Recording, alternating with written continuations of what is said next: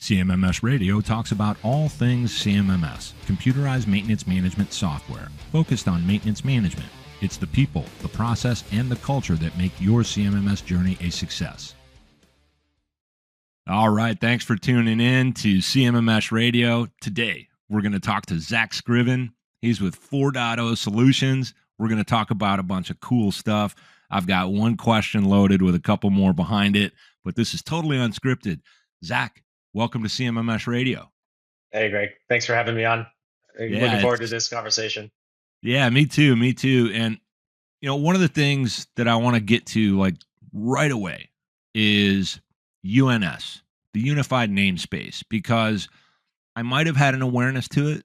There's a lot of people that really understand it, but I think I wanted to ask you specifically, what is UNS?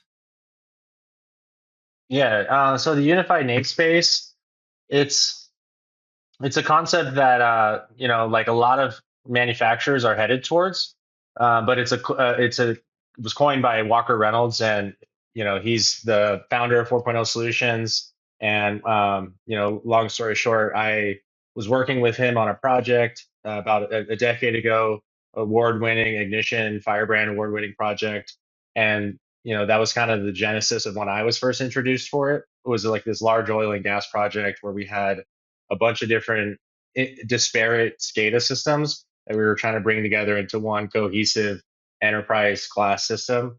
And that was kind of my first introduction to it, but it actually had started even before that.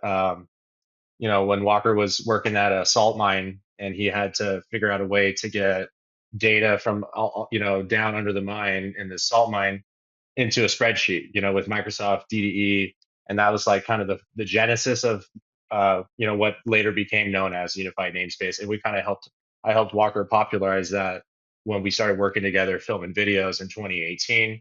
And really in the last 2-3 years it's taken off and really grown like wildfire. And so it's an honor to be have played a little part in that, but it's really kind of a community thing at this point. And I like seeing how everyone can kind of, even from different silos of the organization, it's like that common language that people use to interoperate systems and connect data from, these breaking down these data silos in an organization. I don't want to use too many buzzwords, but like, Yeah. it's kind of the single place for all the data and information to exchange within your organization. So over the years, so me coming at it from the CMMS world, computerized maintenance management software, and having tried to deliver solutions to people that want to kind of move better and track their data, we're talking about this concept of digitization. Where do you start?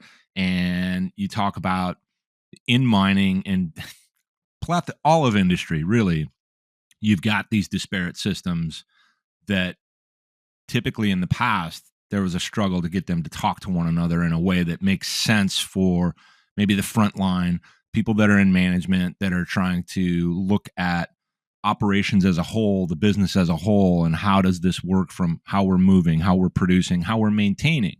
So my follow-up question on the unified namespace is, how and where does whatever CMMS system it is fit into the equation as far as you can see now, with the recent years, now that you've gotten more well versed in that process? Yeah, so the traditional way that things were done was, you had basically you had this automation stack, right? You had all your equipment on the floor and your edge. That data was brought into your PLCs. You would control those PLCs with HMIs. Maybe you had a SCADA system that sat above that, and then you had like a manufacturing execution layer. Sometimes that was paper, but oftentimes it was a person that was sitting in between their operational technology and their information technology. Above MES, you had ERP. So the traditional way of connecting those systems together was linearly, point to point, up the automation stack. So to answer your question, where CMMS would fit in, I think CMMS would kind of be like an MES function. It would sort of sit in that layer.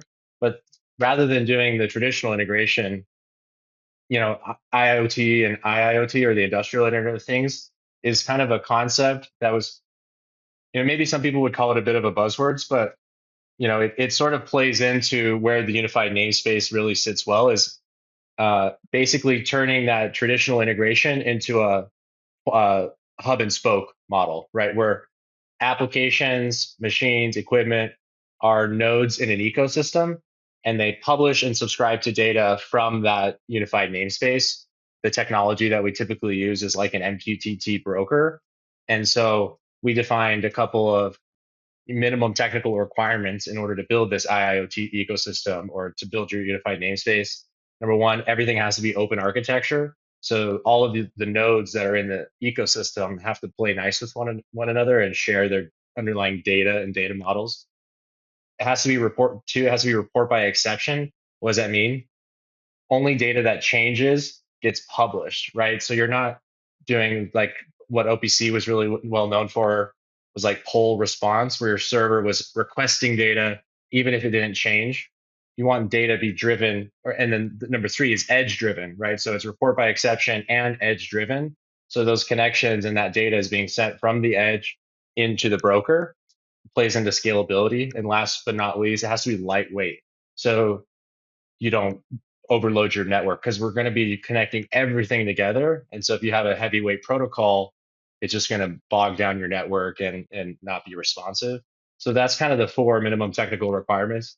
Companies can add on to that, but that's kind of where we recommend starting with those minimum technical requirements in order to build your IoT ecosystem and to connect all your applications together. So to answer your question, CMMS would be a node application that would connect into the UNS to subscribe to the data that it needs and also publish things like mean time between failure, that kind of thing, maintenance information into the UNS as well. Yeah, and the reason I love this and I wanted to have you explain it is because if I tackled it, I'd get a lot of things wrong. I'm kind of a generalist, very surface level in most areas, and I want to be very mindful when I'm talking about these things. That again, that's really for the benefit of everyone that's listening because I don't want to provide any misinformation and misinterpretation of how and why this matters. Oftentimes, when I bring people on, we're talking about how maintenance in and of itself, because why a CMMS exists in the first place is to see, track, and manage maintenance operation type activities, but at the same time, find useful pieces of data that are going to allow for improvement in the maintenance side of things to improve the business as a whole. So we want to connect it up. And when I started hearing about and learning a little bit about UNS, Unified Namespace, and I've seen some of Walker's stuff and I've communicated with him a little bit. It's fascinating to me because this really makes a difference for the entire business. And I think it's also at the same time overwhelming for people that don't really understand it. You're talking about like, buzzwords and technical aspects that for a lot of people that I've dealt with over the years, they're like, yeah, I don't care about that. I want to know, where do I click buttons and why does this matter? So I just think it's a cool concept and I want people to have a way to better understand it. And I'm going to switch you into what's coming up in February. So, for anybody that doesn't know, in February, there's going to be a very innovative, unique approach to conference. It's a conference, it's called Prove It Conference. And this is going to be a setting, and you'll correct me once I describe this if I'm wrong, where providers of technology can come together and in a virtual factory setting essentially prove out their technology and how it fits into the unified namespace. And the attendees and anyone else that gets to hear about it afterwards are going to see that in action. In other words, our stuff actually works, and this is how it fits into the unified namespace. And this is why now you know who you can work with versus those that couldn't prove it. Is that a pretty fair description of what Yeah, that's going to yeah, I think be? that's pretty accurate. Like, we were kind of of, I'm sure many people are sick of going to conferences and getting little value, really just to be sold and marketed to. We hate marketing. Like we really focus on education and application, and that's what Prove It is all about. And it's also kind of an industry for community conference, right? We've been doing a lot of online content for years. We built out this audience. We have a group of students, but we've never actually gotten them all together in one place in one room. and with the vendors. I think it's going to be magical. I can't wait to check it out. Yeah. Um, yeah, I'm really looking forward to it. And the other thing is that virtual factory component, where all the vendors are actually going to be developing a solution on a common infrastructure, plugging into the unified namespace.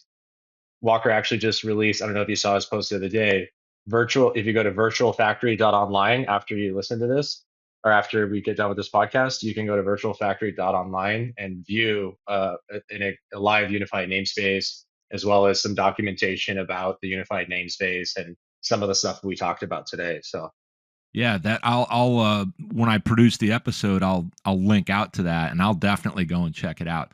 I'm I'm fascinated by the concept, and we probably know at least a couple of people in the industry in common, just from different sides of it.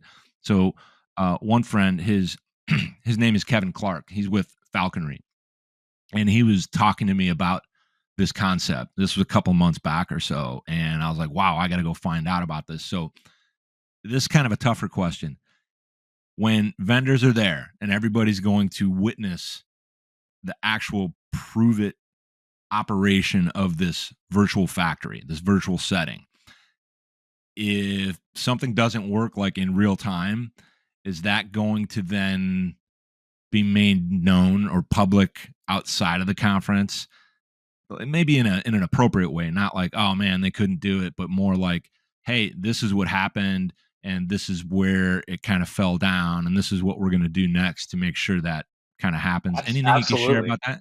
Yeah. Yeah, absolutely. I mean, with 35 vendor sponsors, I imagine one or two of them is gonna have some sort of mess up or slip up, or you know, maybe there's gonna be some issues. And I think obviously we want to not throw anyone under the bus, but we're all about transparency. So like the way it plays out will be the story that gets told, and also seeing how we can react and adjust to that.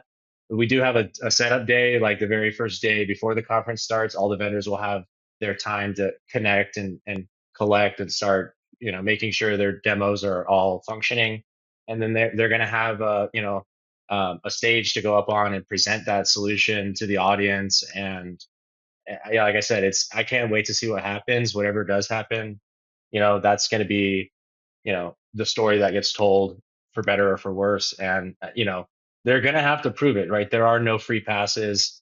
That's what it's all about.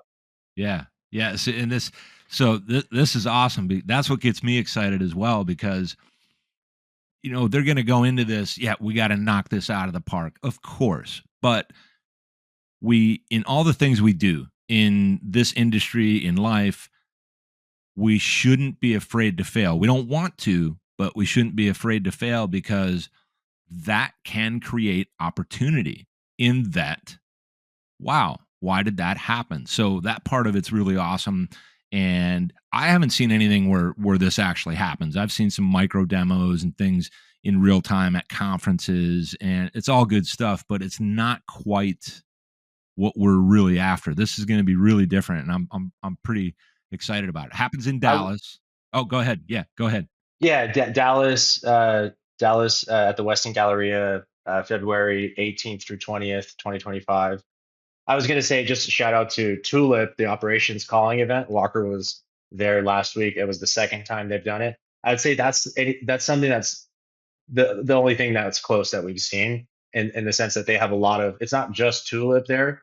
Tulip's also going to be at the Prove It conference, but they also had a bunch of different industry players all kind of connecting together and showing different applications. And so it was really more about collaboration. And that's kind of the spirit of Prove It as well. It's kind of one of the inspirations for our conference. So Yeah, I think it's going to be pretty awesome, and uh, I just can't wait to see it unfold. So we'll switch gears again, and I want to get a little bit of insight from you about 4.0 solutions. And I know about this massive community that participates in. I think there's a mastermind sector to it, right? Where there's this constant dialogue and interactions.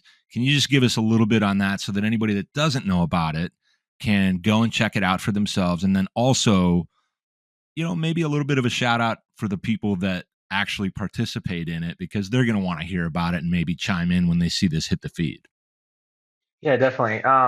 So like I said, it started when I met Walker back on this project a decade ago. We were both engineers. He was the one leading the project for this company and oil and gas company out of Texas. And then we kind of, he went and started his own integrator. I was kind of based out of California. So, but then our paths recrossed in 2018 when I dove headfirst into marketing. He was one of my first marketing clients to market his system integrator. So we started out just making videos. I actually tricked him into making the first "What is IoT" video. I just told him, "Hey, my editor doesn't know anything about what we do. Can you kind of explain to him what it is that IIoT is and what it is that we do?" And then I just went and published it, and it went viral on LinkedIn. So what started out as just creating educational videos for the purposes of marketing his system integrator business, um, ended up turning into an online education company. And so in 2020, we pivoted to actually doing our first. So after we had been doing it for a few years, we did our first like workshop, like an online workshop. We called it the Digital Factory Mastermind, and that was such a success that we were like, hey, maybe there's something here. So I kind of doubled down. I went full time, and Vaughn Turner, who's our director of marketing, and he's a big player, as well as Walker. Us three, we kind of built the company up, and the mastermind is it's not just technical training. It's really about like building leaders in industry for teaching architecture, strategy, how to overcome objections, whether you work for a manufacturer or you work for a system integrator. We're really trying to help amplify, what it was that, Walker did with his integrator that was so successful. And he recently, just this year, sold that company back to his employees. So now he's able to focus full time on 4.0 solutions, the Prove It conference, and, Mhm. you know, really pouring as much value as we can into our students. And ultimately, so in service of our mission to help save and create jobs, middle class jobs in America, by helping manufacturers do more with less. And so Yeah. by educating the community, we're able to force multiply that impact. Yeah, it's good stuff, and I've traded some messages with Vaughn about because we were chopping it up a little bit in some emails about the Prove It conference and how I'm interested in kind of introducing that to people because I see it out there, but maybe we'll catch a few other people that'll get to know about it, and I just think that's cool. So now we're gonna switch you into the fun question segment. I just feel like doing it right now. So, no tricks here, no wrong answers. I just want to know these three things from you. Number one, what is your favorite music? Yeah, so I like a genre called chill step. Um, there's a particular artist called Black Mill who I've been listening to for over a decade, and it's kind of like a spin off of dubstep, but it's a lot more melodic, and it's really great to program to. It's just one of those things that just never gets old, and so yeah, I like chill step. I like Nice. all electronic music, but yeah, chill step is kind of the genre I like most.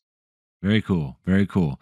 Next one is what is your favorite sport or hobby? And on sport, it doesn't have to be one that you currently play. It could be one you like to watch and support and root for. I used to play a lot of sports. I'm not a huge sports fan today. I mean, I do like going out for the entertainment purposes, but like one of the sports I'm active into right now is well, I like going to my daughter's karate events, but what the sport that I enjoy is I like riding my electric scooter. I live in downtown Salt Lake City, so when I first moved here, I got an electric scooter and started riding it everywhere. So yeah, electric scooters. And then also like as far as hobby, I'm kind of really big into urbanist activism. So I like going to like meetups to talk about creating better biking infrastructure.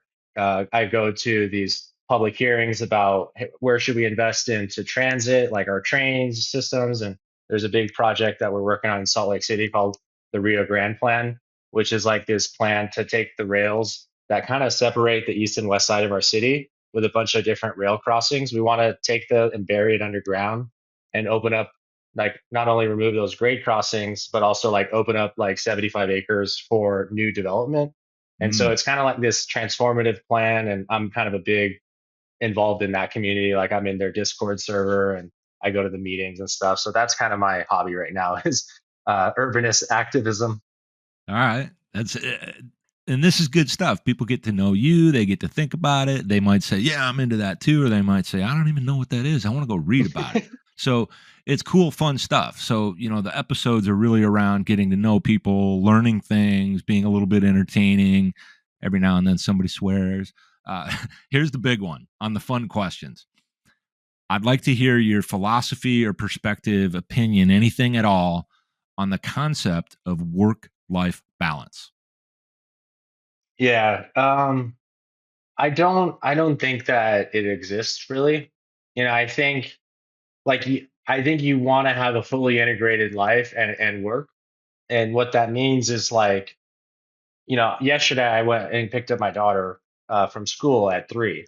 But like, I may have to jump on a call at 9 p.m. Right. So some people will say, oh, that's no fucking work life balance. But like for me, it works. 4.0 is a high performance team. Like we're doing stuff that not many people are doing. And sometimes when we're doing it, it's the first time that it's ever been done.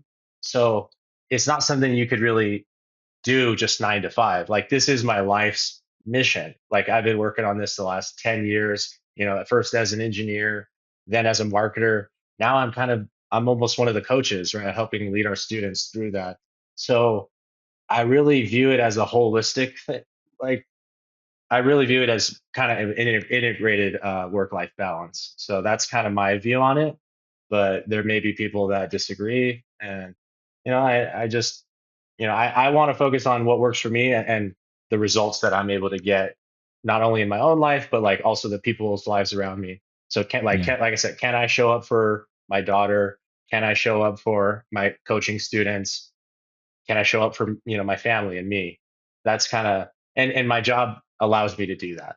So I, I love it. This is exactly why I remind everyone that there's no wrong answers here, and it's just exciting to hear how people are handling that kind of thing. There's a lot of debate. Is it a thing? Is it not? And we don't know. It's up to you to decide. well, So we it's also very go cool. through seasons, right? Like Yeah. sometimes there's a season where we're working 60, 70 hours a week. Sometimes we're working maybe less than 40, right?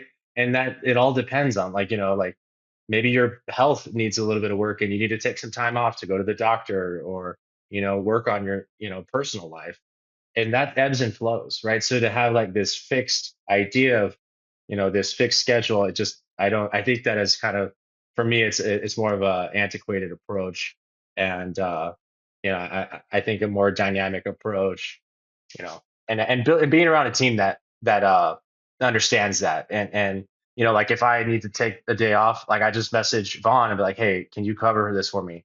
Or every Yeah. day I'm like, hey, if you need something from me, like let me know. I'm here to, I got your back.